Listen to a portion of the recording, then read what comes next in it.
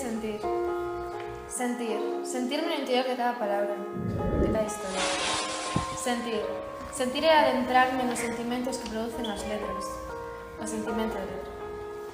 Romeo e Xulieta, o verdadeiro amor, e o que me fai despertar as ganas de amar, de estar namorado. Palabras. As palabras levanme máis alá das historias. Coas palabras eu abro a porta da miña imaginación. A min os tres mosqueteiros transmíteme a unión, a cooperatividade e o traballo en equipo, todos para un e un para todos. Personaxes que choran, que ríen, que casan, que perden a vida. Eu son cada un deles. Eu sinto-me Mulan, Robin Hood, Cincenta e Harry Potter. E como a Sherlock Holmes, eu pensei que a pista máis insignificante acaba sendo a pista principal.